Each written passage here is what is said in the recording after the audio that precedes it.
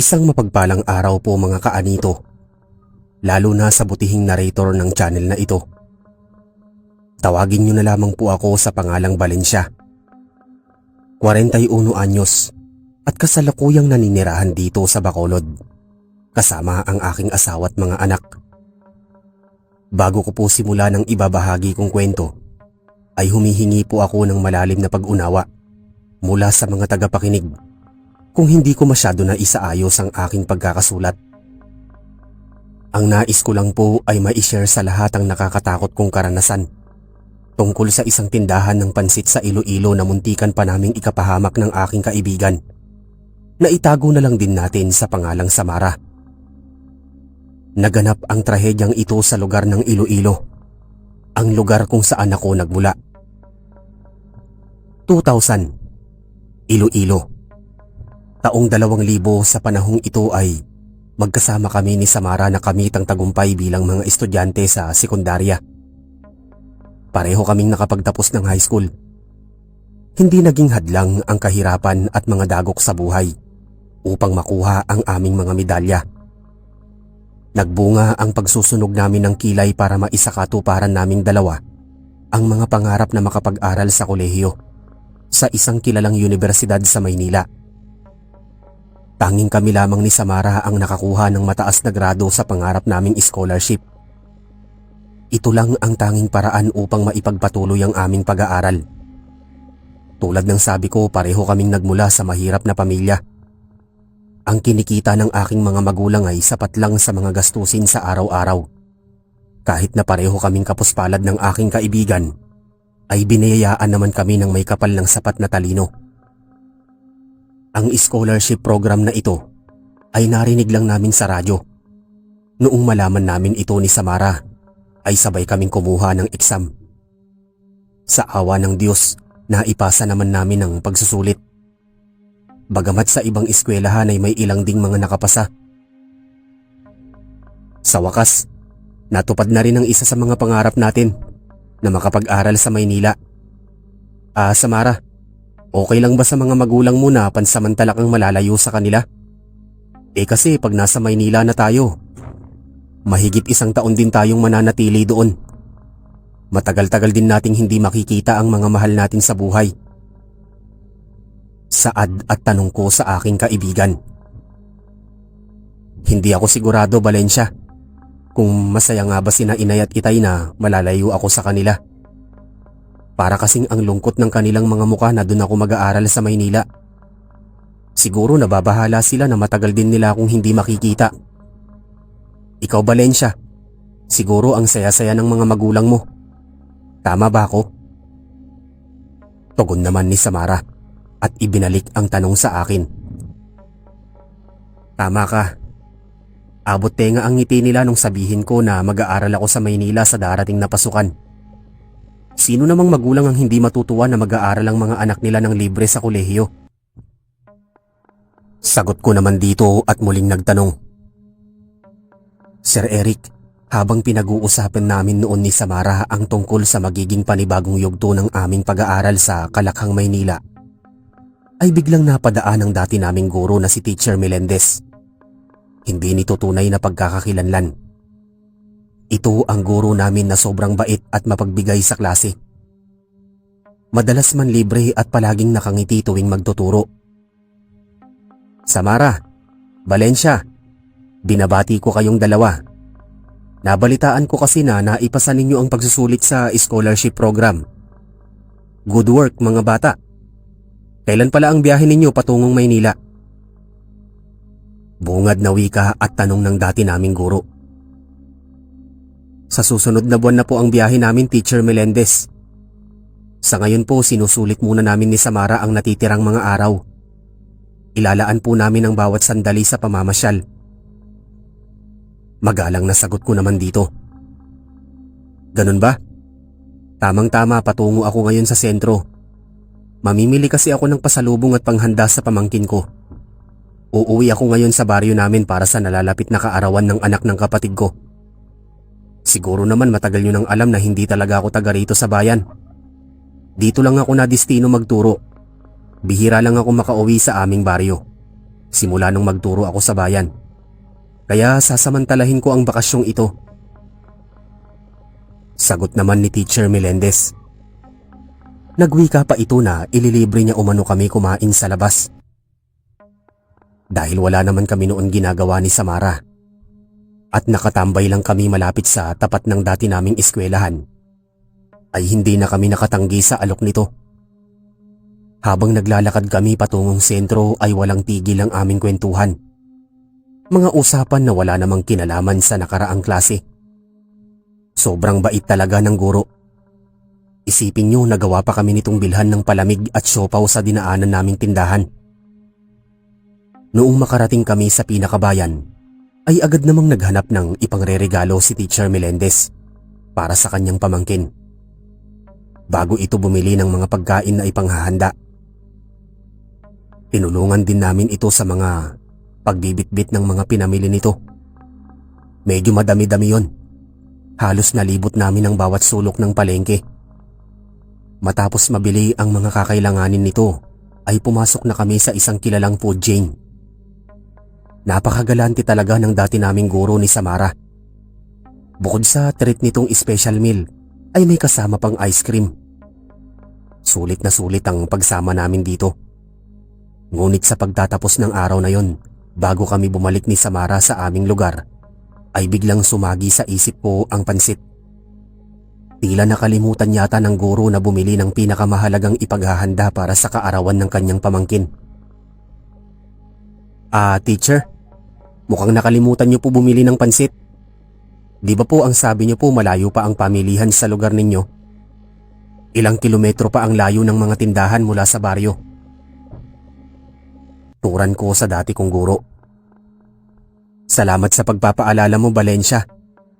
Sinadya ko talaga na hindi bumili ng pansit dito. Alam mo, Iha, sa baryo namin may isang tindahan ng mga pansit na dinadayo ng mga tao. Iba't ibang uri ng pansit ang makikita sa tindahang yun. Hindi lang sariwang pansit ang mabibili doon. Nagluluto rin ang may-ari ng tindahan. Sa katunayan, napakasarap ng kanilang pansit. Dinadagsa ito ng mga tao. Karamihan sa mga customer ay nagpapaluto pa ng maramihan para sa may mga okasyon. Aminado ako na masarap talaga magluto ng pansit ang may-ari ng tindahang yon. Paliwanag na sagot ni Teacher Melendez. Ipinagmalaki pa nito ang dinadayong tindahan ng pansit sa kanilang baryo na pagmamay-ari umano ng isang biyudong lalaki na si Mang Gaspar. May 3 anak daw ito na katuwang nito sa tindahan. Matatagpuan ang tindahan yon sa kalagitnaan ng nasabing baryo. Si Mang Gaspar, di umano ang gumagawa at nagtitimpla ng mga sangkap bago mabuo ang masarap na pansit. Tingin ko po, teacher, magkakatulad lang naman po ang mga pansit kahit na magkakaiba ang hugis at pangalan. Sumasarap lang ito depende kung magaling ang tagaluto. Marahil masarap lang talaga magluto si Mang Gaspar. At syempre po, mas lalong nagiging malinam namang pansit kung maraming sahog. Tugon ko naman dito. Tama po si Valencia, teacher. Kahit na magkakaiba po ang pangalan ng mga ito, ang pansit ay pansit pa rin. Lahat sila ay gawa sa simpleng harina at wala namang espesyal dito. Nagiging espesyal lang ang pansit kapag magaling ang kusinero. Sabat naman ni Samara. Diyan kayo nagkakamali, mga Iha. Ibang-iba ang pansit ni Mang Gaspar.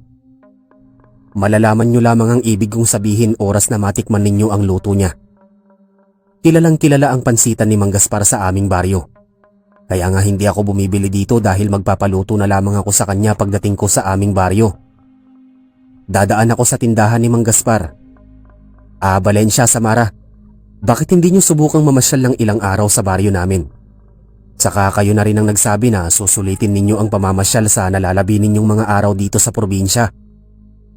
Nais ko rin kayong imbitahan bukas sa kaarawan ng aking pamangkin. Bakit hindi na lamang kayo ngayon sumama sa akin? Sagot ko na ang balikan ninyong pamasahe. Maluwang ang bahay ko, kaya hindi nyo na po problemahin pa ang matutuluyan.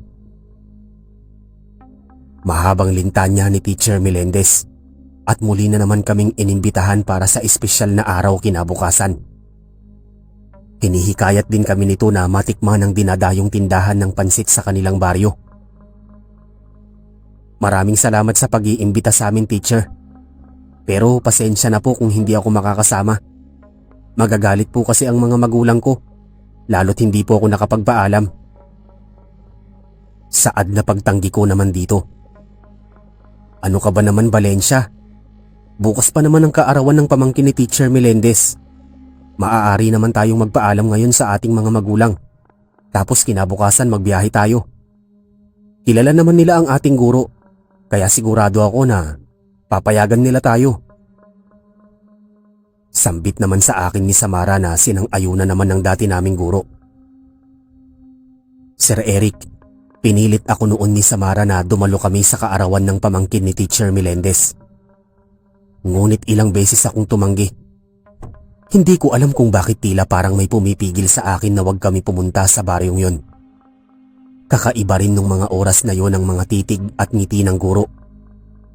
Ewan ko ba kung bakit kinakabahan ako kahit na mabait naman ang ginang. At dahil nagpupumilit noon ang aking kaibigan, ay mas lalong napapangisi ang taong nag-imbita sa amin. Sa pangungulit ng aking kaibigan ay napapayag ako nito. Isa pat libre naman ang aming pamasahe. Ngunit hindi ko lubos maisip na sa mismong araw na yon matutuloy ang aming pagpunta sa nasabing baryo. Sabi umano ni Teacher Melendez, magpaalam na raw kami agad sa aming mga magulang. Hihintayin kami nito sa sakayan. Subalit nakiusap ito sa amin na wag daw namin babanggitin ang kanyang pangalan. Ang estilo umano ng pagpapaalam namin ay inimbitahan kami ng dati naming guro. Hindi naman sa pinagdududahan ko ang kabaitan nito. Para kasing may hindi tama. Mas lalo tuloy naging komplikado ang lahat sa aking sarili noong sabihin ng guro na sumakay na lamang daw kami ng tricycle para mapabilis ang aming pag-uwi. Lalo't kailangan din namin kumuha ng pamalit na damit. Nay, Tay, magpapaalam lang po sana ako sa inyo na pupunta po kami ni Samara sa bahay ng dati naming guro. Birthday po kasi kinabukasan ng pamangkin niya at imbitado kami ng kaibigan ko. 2 araw po ako mawawala. Magiliw na saad ko sa aking mga magulang nung makauwi ako sa bahay. Bukas pa naman pala eh. Di bukas ka na lang pumunta. At bakit ka naman mawawala ng 2 araw? Gaano ba kalayo ang bahay ng dati mong guro? At sino ba ang nag-imbita sa'yo? Usisang tanong naman ng aking ina. Saglit akong napaisip kung sasabihin ko ba ang pangalan ng taong nag-imbita sa akin. Ngunit naisip ko rin noon na mas mainam na malalaman nila kung sino ito. Isapat ako yung tipong babae na hindi kayang magsinungaling sa aking mga magulang. Kahit mahirap lang ang kinamulatan kong pamilya, ay busog naman ako sa kalinga at pagmamahal. Hindi naging sagabal ang pagiging salat sa buhay upang maging isang mabuting individual na marunong matakot sa may lalang. Lahat ng pagkain na pumapasok sa loob ng aking sikmura ay mula sa dugo at pawis ng aking mga magulang. Si Teacher Melendez po, inay. Siya po ang nag-imbita sa amin ni Samara. Magalang na sagot ko. Noong banggitin ko ang pangalan ng dati kong guro, ay saglit po na natahimik ang aking ina. Tila bigla na paisip ng malalim, gayon din ang aking ama. Ngunit wala pang ang 1 minuto ay pinayagan naman nila ako. Basta mag-iingat daw ako sa lugar na aking pupuntahan. Tanging pamalit lamang na damit para sa 1 araw ang baon ko. Sa palengke na rin kami nagtagpo ni Samara kung saan kasalukuyan noon. Naghihintay ang ginang. Pasensya na po, teacher, kung pinaghintay ka po namin ng matagal. Wika ko nung makalapit kami ni Samara. Ayos lang, iha. Ang mahalaga pinayagan kayo ng mga magulang ninyo. Tara na, umalis na tayo habang maaga pa. Sagot naman nito, bago kami sumakay ng tricycle. Nagkataon na ang driver na sinakyan namin ay kalugar ng guro, kaya mas lalong mapapadali ang aming biyahe. Habang nasa biyahe kami, napapansin ko na tila parang lubos na magkakilala ang driver at ang guro.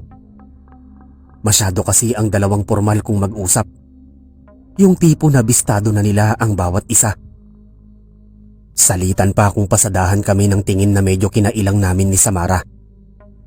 Tila ang malamig nilang mga titig ay malalim na kahulugan. "Diretso ba tayo ma'am sa bahay nyo?" tanong ng driver sa ginang. "Oo, pero bago mo kami ihatid sa bahay, dumaan muna tayo sa tindahan ng pansit ni Mang Gaspar." Tugon naman ng guro. Habang papalayo kami sa bayan, ay pabigat ng pabigat ang aking pakiramdam. Tila nag-iba kasi ang ihip ng hangin. Nagbago bigla ang pananalita ng mga kasamahan namin sa loob ng tricycle. Ang pakiramdam na ito ay parang may sasalubong na peligro. "Valencia, wala ka bang napapansin? Kanina pa kasi tingin ng tingin sa atin ng driver. Nakakaasiwang tignan. Grabe kung makatitig. Para tayong huhubaran." Pabulong na wika sa akin ni Samara. "Oo nga Samara, kanina pa nga ako naiilang. Ang sagwa kong makatitig." Sagot ko naman dito na may mababang tono. Halos kami lang dalawa ang magkarinigan. "Sir Eric, masasabi ko noon na masyadong masukal ang lugar na aming pupuntahan.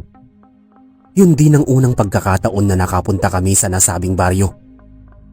Liblib talaga ito kung ikukumpara sa ibang mga baryo. Ngunit habang palapit ng palapit kami sa paroroonan, ay paganda ng paganda ang mga tanawin. Bagay na bagay ang lunti ang paligid sa bughaw na langit. Ang kagandahan pa ay sobrang tahimik at payapa ng lugar. Sa bukana pa lang ng naturang baryo ay matatanaw na ang pagkakahiwalay ng kabahayan. Lahat ay yari sa pawid at kawayan. Mga simpleng tahanan para sa mga pangkaraniwang tao na hindi nabigyan ng masaganang pamumuhay. Mga pamilyang pilit nilalampasan ng matinding dagok sa buhay. Habang papasok kami sa baryong yon, ay tila parang umuunlad ang mga bagay na aking nakikita. Ang kanina lang na mga kubo sa bandang entrada ay naging medya talye na ang mga bahay. May mga tahanan din na gawa sa simento. Higit na mas maunlad ang kabuhayan ng mga pamilyang naninirahan sa parting gitna. Maraming mga kanto na mapaglilikuan.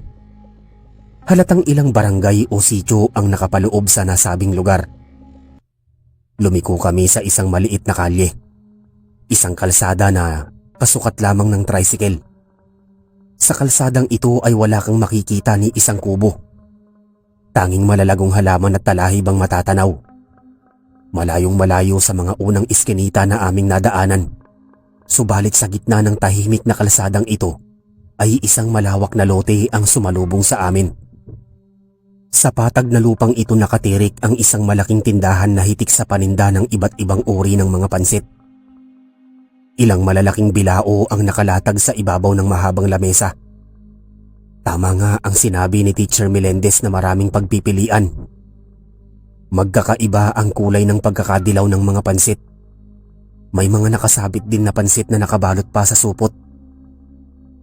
Sa kabila ng tindahang yon, ay makikita naman ang isang karinderya na ang special menu ay pansit gisado. Bagamat may ibang mga putahe ring mapagpipilian gaya ng mga lutong bahay. Ngunit isang bagay ang nakakapagtaka. Bakit napakaraming mga taong kumakain? May mga bumibili rin ng mga hilaw na pansit. Saan galing ang mga taong ito? Wala naman akong nakikitang mga sasakyan kahit man lang bisikleta. Saan sila galing? O baka naman galing pa ang mga ito sa magkakaibang purok. Nilakad lang ng mga ito ang tindahan ni Mang Gaspar. Kaya pala ito tinawag na dinadayong tindahan ng pansit dahil napakaraming customer mula sa magkakaibang barangay. "Valencia, Samara, naniniwala na kayo sa akin. Gaya ng sabi ko, dinadayo talaga ang pansitan ni Mang Gaspar. Bukod sa mura na ang presyo, sulit pa ang lasa." Ni Teacher Melendez. Ewan ko ba Sir Eric kung bakit kinukutuban ako ng masama. Pakiramdam ko kasi may kakaiba sa tindahang yon. Iba ang ekspresyon at kinikilos ng mga tao. Para silang gutom na hindi kumakain ng ilang araw. Takam na takam ang mga ito sa paglantak ng pansit. Sumama kami ni Samara kay Teacher Melendez papasok sa tindahan ni Mang Gaspar. Ngunit ang nakapagtataka kung bakit sa likod kami dumaan. Sa likod kasi ng tindahang yun ay mayroong maliit na bahay na halos walang mga bintana. Ang mga dingding ay gawa sa manipis na galbanisado. Sa unang tingin ko palang masasabi ko na napakainit sa loob nito. Napapalibutan din ito ng matibay na bakod. Wala kaming ibang ginawa ni Samara kundi ang bumuntot sa likod ng dati naming guro. Nanatili lang kami sa likod nito habang naglalakad palapit sa bahay na yon. Nung nasa tapat na kami ng pinto ay tinawag ni Teacher Melendez ang pangalan ni Mang Gaspar. Isang tawag pa lang nito ay mabilis na bumukas ang pinto at iniluwaro ng isang matabang lalaki na medyo may edad na. Nakasuot ito ng puting apron at bakat na bakat ang mga ugat sa magkabilang bisig. Matagal-tagal din tayong hindi nagkita, Teacher Melendez. Simula noong madistino ka sa bayan. Madalang na lang tayong magkita. Mas lalo kay hatang gumaganda ngayon. Alam ko na ang pinunta mo rito. Ilang kilo ba ang ipaluluto mo? Bungad na wika ni Mang Gaspar at pinuri pa nito ang ginang. Kilalang kilala mo na talaga ako, Mang Gaspar. Tulad pa rin ng dati ang order ko. Mas mainam na ikaw na lang ang maghatid dito bukas ng hapon. Isama mo na rin ang mga anak mo. Tugon naman ni Teacher. Sir Eric, habang nag-uusap noon ang dalawa ay iginayak namin ni Samara ang aming paningin. Napagtanto ko na ang bahay na yon ang nagsisilbing masahan. Dito ginagawa ni Mang Gaspar ang mga pansit. Nasipat ko pa ang mga bagong gawa na produkto. Ngunit paano kaya nito nakakayanan ng init sa loob? Grabe ang singaw ng galbanisado mula sa sikat ng araw. Nakakapaso ito sa balat. Sa pagiging malikot ng aking paningin, ay bigla kong nasipat ang dalawang malaking timba na ginagawang imbakan ng tubig. Ang isang malaking sisidlan ay may bahid ng pulang likido. May mga patak din sa sahig na parang natuyong dugo. Umaalingasaw ang kakaibang lansa na hindi ko mawari. Napapaisip pa nga kami ni Samara kung bakit hindi kami nagawang ipakilala ng guro sa may-ari ng tindahan. Iba rin kung mag-usap sina Teacher Melendez at Mang Gaspar. Animoy, parang may lihim na nakaraan.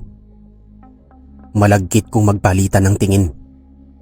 Habang nakapako ang aking paningin sa dalawang malaking timba, ay biglang may ibinulong sa akin si Samara. Anito, may napansin daw siyang kakaiba sa suot ni Mang Gaspar. Tignan ko umano maigi ang laylayan ng suot nitong apron, kaya agad ko naman ibinaling ang tingin sa gawing yon. Nasilayan ko na may bahid ng dugo ang ibabang bahagi ng puting apron. Halatang katutuyo lang nito na ang ibig sabihin ay sariwa pa ang dugo. Hindi rin ako sigurado kung ang pulang mansya ay nagmula sa hayop. Basta ang alam ko ay may kababalagahang nangyayari sa tindahan ng pansit sa baryong kinalalagyan namin. Ang nagpapabagabag sa aking isipan ay mas lalong bumigat nung aksidente kong mahagip ng tingin ng isang putol na brasong nakausli sa gilid ng malaking timba. Sinabi ko kay Samara ang tungkol sa putol na braso at labis itong nasindak nang makita niya rin ito. Pinilit naming maging kalmado upang hindi kami mapaghalataan. Gayunpaman, kahit pilit naming tinatago ang aming emosyon, ay nangingibabaw pa rin ang takot. Mas lalong sumiklab ang kaba noong lumapit sa amin ang may-ari ng pansitan. Nagwika ito na higit umano na mas maganda kami ng aking kaibigan sa mga naunang estudyante na isinama noon ng dati naming guro sa mga nagdaang taon. Tila may laman ang mga sinabi nito. Ang ibig sabihin lang nito ay hindi talaga nagkataon ang pag-imbita sa amin ni Teacher Melendez. May mga nauna pa itong isinama sa kanilang baryo. Teacher? Ano po ba ang ibig sabihin ni Mang Gaspar? Usisang tanong ko sa dati kong guro. Huwag mo na lang pansinin ang sinabi niya, Valencia. Binibiro niya lang kayo. Nagagandahan lang siya sa inyong dalawa kaya nasabi niya ang bagay na ito. Sige na, umalis na tayo. Kanina pa tayo hinihintay ng driver ng tricycle. Sagot naman nito sa akin, bago pinagmasda ng matalim ang may-ari ng tindahan. Sa palagay ko, lubusan na talaga silang magkakilala. Nakita ko kung paano titigan ng masama ng ginang ang Ginoo. Noong makabalik kami sa tapat ng tindahan ay patuloy pa rin dinadagsa ang pansitan. Mabentang mabenta talaga ito. Muli kaming sumampa sa tricycle at pinagpatuloy ang aming biyahe patungo sa tirahan ng guro. Tinumbok ulit namin ang panibagong kalsada matapos makalabas sa kalyeng yon. Nahalata ko rin nung mga oras na yon na tila hindi ganoon kalayo ang bahay nito. Parang napapagitnaan lang ng malalagong puno ang dalawang kalsada. Nandito na tayo mga iha. Ito ang munti naming pamayanan. Saad ni Teacher Melendez nung makarating kami sa kanilang lugar. Mumunti lang ang nasabing barangay. Kaunti lang ang mga bahay na halos magkakakilala lang ang mga nakatira dito. Ang mas nakakagulat pa ay kapitbahay lamang ng dati naming guro ang tricycle driver. Sinalubong ng mga tao ang ginang, pati ang pamangkin ng ginang na isang batang babae ay nakangiting lumapit dito. Mabigat sa amin ang presensya ng mga tao. Kakaiba ang mga tingin nila sa amin. Para kaming lalamunin ng buhay. Ang eksena ng aming pagdating ay parang isang pelikula sa mga nakakatakot na palabas na minsan ko nang napanood sa TV. Yung tipong napapalibutan ka ng mga tao na nabubuhay sa dilim. Hindi ko talaga batid kung bakit iba ang pagsalubong ng mga naninirahan doon sa guro. Iba rin ang amoy ng mga tao sa munting barangay. Sobrang umaalingasawang lansa mula sa dugo ng tao. Nung mismong araw na yun ay itinuring kami ni Samara bilang mga espesyal na panauhin sa kanilang lugar. Bawat pamilya ay inaalok kaming kumain sa kanilang mga tahanan. Ngunit ang guro na mismo ang nagsabi sa mga kalugar nito na hindi kami pwedeng makikain sa ibang mga bahay. Manatili lang umano kami ng aking kaibigan sa kanyang tahanan. Malaki ang tirahan ni Teacher Melendez. Marami ang bilang ng kanilang angkan. At kabilang na nga rito ang mga magulang ng kanyang pamangkin na itago na lang natin sa pangalang Elizabeth. Nasa edad 12 anyos na ito ng mga panahon na yon. Maganda itong bata. Payat na medyo maputla ang balat. Tahimik ngunit nakakabighani ang mga ngiti. Magiliw itong makipag-usap at magalang kung sumagot. Unika iha ito ng nakababatang kapatid ng guro. Marahil sadyang malapit lang talaga ang loob ni teacher sa bata sapagkat wala pa itong asawa't anak. Sa madaling sabi, dalaga pa noon ang ginang. Hindi pa naman ito gaano matanda. Halos kaidaran lang ito ng aking mga magulang. Sir Eric, matapos kami nito ipakilala sa kanyang mga kaanak ay agad kaming pinagsilbihan bilang pangunahing bisita.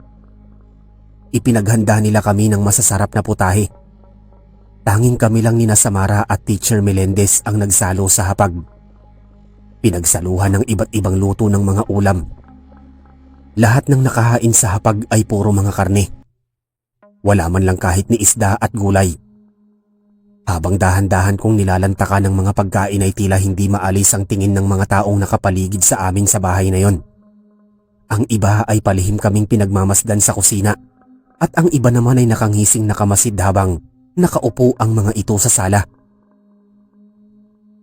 Hanggang kailan nyo ba pagmamasdan ng mga bisita ko? Naiilang na tuloy kumain sina Valencia at Samara. Ang mabuti pa asikasuhin nyo na lamang ang pinamili ko sa bayan. At saka linisin nyo na rin ang bakanting silid para sa mga bisita ko. Maotoridad na wika ni Teacher Melendez sa mga kasamahan nito sa kanilang bahay. Habang ang batang si Elizabeth naman ay masayang pinaglalaruan ng bago nitong manika na bigay ng kanyang tiya. Ngunit habang naglalaro ito ay pabaling-baling ang tingin nito sa amin ni Samara. Parang may ibig iparating ang mga sulyap nito. Valencia, Samara, pagkatapos ninyo kumain, pwede na kayong magpahinga sa ipinahanda kong kwarto. Welcome na welcome kayo rito sa bahay ko. Ang kapatid ko na ang bahalang magligpit sa ating pinagkainan. Nakangiting saad ng ginang. Kaya pagkatapos namin kumain ay dumiretso na agad kami sa aming magiging panuluyan. Isa sa mga kapatid ng guro ang naghatid sa amin doon. Maayos at malinis na ang silid. Bago ang mga kortina at sapin sa kama. Ang kaso nga lang masyadong maalinsangan sa loob. Medyo kulob kasi sa kwartong yon at kailangan pang buksan ang mga bintana para makapasok lang ang hangin. Inaasahan ko na rin nung mga oras na yun na wala kaming gagamiting bentilador. Walang kuryente sa nasabing baryo dahil malayo nga ito sa kabihasnan. Gayunpaman nasa moderno ang ginagamit nilang mga lampara. Yung literal na malalaking gasera na may salamin na hindi kaya basta patayin ng hangin. Mga gasera na ginagamit noon ng mga mandaragat sa Ilawod. Noong makaalis ang babaeng nagatid sa amin sa silid na yon, ay dagli kaming nahiga sa kama. Pinag-usapan naming dalawa ang tungkol sa putol na braso sa paggawaan ng pansit ni Mang Gaspar. Nagdadalawang isip kami ni Samara kung sasabihin ba namin ito sa guro. Mahirap na ang padalos-dalos na desisyon at baka ito ang maging mitsa ng aming mga buhay. Mahirap din magtiwala kahit kilala mo na ang isang tao. Minsan pa nga nangyayari sa buhay ng ibang tao na mismong mga kaibigan pa nila ang maghahatid sa iyo sa panganib. Ilalagay ka nila sa isang mahirap na sitwasyon na tanging kamatayan lamang ang maaaring pagpilian. Valencia, sigurado ka ba na hindi natin ito ipapaalam kay teacher? Mas maganda siguro na malaman niya ito. Mahinang tanong ni Samara habang magkatabi kaming nakahiga sa kama. Mas mainam na hindi niya ito dapat malaman. Mahirap magtiwala sa tao kahit nakakilala pa natin ito. Samara, wala ka bang natatandaan last year? Di ba may mga nawawalang estudyante noon na hanggang sa ngayon ay hindi pa rin nakikita ng kanilang mga magulang? Sa pagkakatanda ko, mga dating estudyante rin ito ni Teacher Melendez. Sagot ko naman dito at bigla kong naalala ang mga nawawalang mag-aaral na nasa ilalim ng pagtuturo ng dati naming guro. Sina Nonong at Saiba ang tinutukoy mo, Valencia? Tanong muli ni Samara. Oo, sila. Sila nga ang tinutukoy ko. Isipin mong mabuti.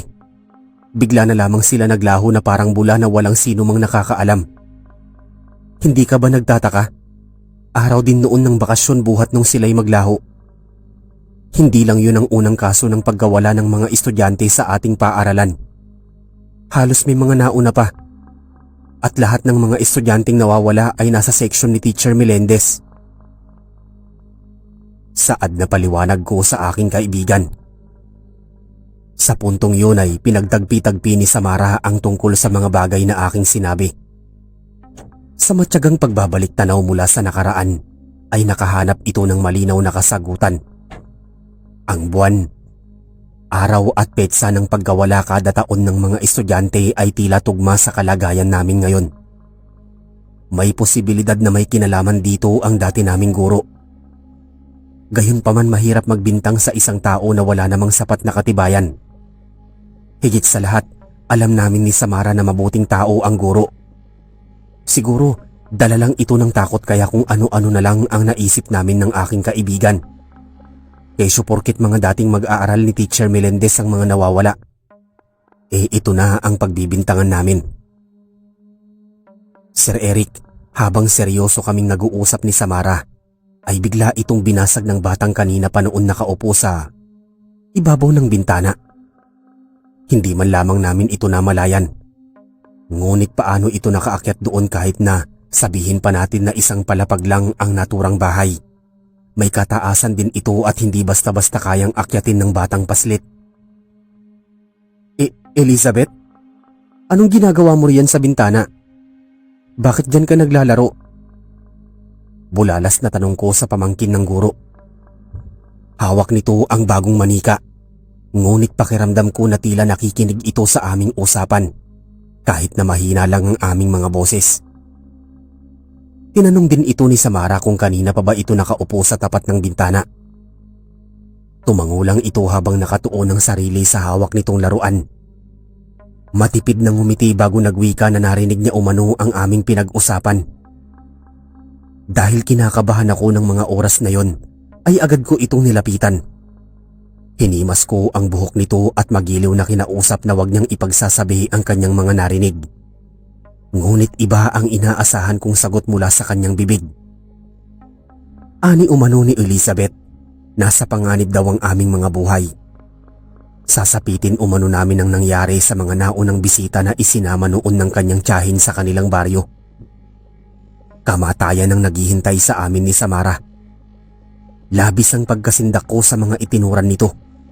Tila tama nga ang mga naglalaro sa aking isipan na may kinalaman talaga ang guro sa mga nawawalang estudyante noong nakaraang taon. Dahil interesado ako malaman kung ano ang misteryong nakabalot sa baryo ng dati naming guro, ay binuhat ko papasok ng silid ang bata at mabilis na isinarado ang dahon ng mga bintana. Aalamin ko ang nakatagong lihim kay Elizabeth. Pakuwari ko marami itong nalalaman tungkol sa kanilang angkan. Nagawa ko pa itong lansihin gamit ang matatamis kong salita. Mabigyan lang ng malinaw na kasagutan ng aking mga katanungan. Elizabeth, yung sinasabi mo bang mga bisita ay mga katulad naming estudyante na inimbitahan noon ng iyong tiyahin? Ano pala ang nangyari sa kanila? Kinakabahan kong tanong dito. Wala na po sila. Pinatay po sila ng halimaw. Nakita ko po kung paano sila paslangin. Sagot naman ni Elizabeth. Ngunit ang mga mata nito ay hindi makikitaan ng takot. Sinong pumatay sa kanila? Sinong halimaw? Si Tatang Gaspar po ang halimaw. Siya po ang pumatay sa mga bisitang isinasama dito ni tita.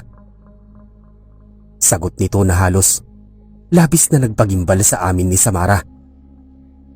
Ngunit hindi lang yun ang iwinaksi ng bata. Ibinulgar din nito na lahat ng naninirahan sa kanilang barangay ay nagmula sa angkan ng mga aswang. Ang namumuno umano sa kanilang lugar ay mismo ang pamilya nila. At ang nagsisilbing pinuno naman ay si Mang Gaspar, na kapatid ng mga yumaong magulang ng dati naming guro. Marami pa sana akong nais alamin ngunit biglang bumukas ang pinto at iniluwa roon ng guro. Ikaw talagang bata ka. Bakit mo naman sinabi sa kanila ang lihim ng ating pamilya? Kung sa bagay hindi na rin kayo makakalabas ng buhay dito sa aming barangay. Mukhang mas mapapaaga ang inyong kamatayan. Dapat sana bukas pa ng gabi ang nakatakdang araw na pagkatay sa inyong dalawa. Pasensya na kung nagsinungaling ako sa inyo. Ang totoo hindi naman talaga kaarawan bukas ng aking pamangkin. Dahil ang magaganap na pagdiriwang kinabukasan ay isang malaking paghahanda para sa pagsalubong ng araw ng aming kapistahan. Paglalahad na wika ni Teacher Melendez. Ani pa umano ng guro, ang pinaka-espesyal daw na parte sa aming katawan ay ang mga buto namin ni Samara. Ang sariwang mga buto namin ay ibibilad sa araw at patutuyuin ng husto. Oras na tuyong-tuyo na ang mga ito ay gigiling daw ito ng pinong-pino ni Mang Gaspar hanggang sa maging pulbos. Ito daw ang pinaka-espesyal na sangkap para makagawa ng masarap na pansit. Hinahalo nito ang pulbos na buto sa harina. Ang mga dugo namin ang magbibigay ng magandang kulay at kalidad sa tindahan ng pansitan sa kanilang baryo. Ang guro na mismo ang naghayag na siya mismo ang may-ari ng tindahan ng pansit. Sa pagkakataong yun ay wala na kaming takas sa kamay ng dati naming guro. Lalo't lahat ng mga tao sa barangay ay nagmula sa angkan ng mga aswang. Tila nakabaon na sa hukay ang kalahati naming katawan at naghihintay ng nalalapit na kamatayan. Maging ang ibang kapatid nito ay nakaharang na rin sa tapat ng pintuan. Wala na talaga kaming matatakbuhan. Ngunit sa sitwasyon na kinalalagyan namin ay bigla akong nakaisip ng magandang solusyon. Hindi ko alam kung mapapakagat ko nito ang pamilyang aswang.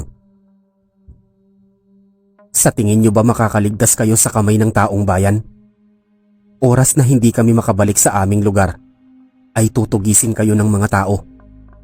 Sinabi ko sa mga magulang ko na ikaw Teacher Melendez ang nag-imbita sa amin ni Samara. Kaya alam ng mga magulang ko kung sino ang huling kasama namin oras na patayin ninyo kami. Matapang na sagot ko dito. Hindi ko alam kung maililigtas ba kami ng mga salitang pananakot ko. Tanging yun na lang ang naisip kong bagay na magsasalba sa aming mga buhay. Sir Eric, akala ko katapusan namin noon. Mukha kasing hindi naman natakot ang guro sa banta ko. Ang nagligtas talaga sa aming mga buhay ay walang iba kundi si Elizabeth at ang matinding pananalig namin sa Diyos.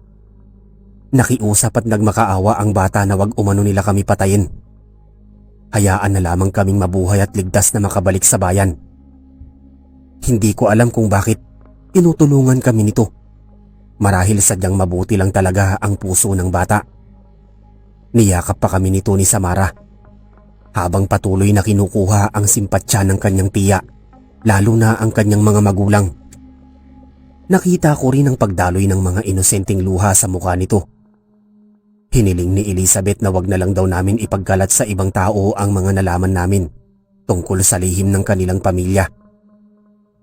Dahil sa ginawang pagmamakaawa ni Elizabeth ay tila lumambot ang puso ni Teacher Melendez. Anito, hahayaan niya raw kaming mabuhay basta ang tinatagong lihim ng kanilang barangay at ang dinadayong tindahan ng pansit ay mananatiling sikreto. Inilahad pa nito na yun na pala ang huling termino ng kanyang pagtuturo sa aming lugar. Magpasalamat umano kami sa bata dahil ito ang naging dahilan upang makaligtas kami sa kamatayan. Mahal na mahal daw nito ang kanyang pamangkin. Higit pa sa pagmamahal na ibinibigay ng isang ina. Kaya nga hindi ito nagalit kahit nagsumbong ang bata sa amin tungkol sa lihim ng kanilang angkan.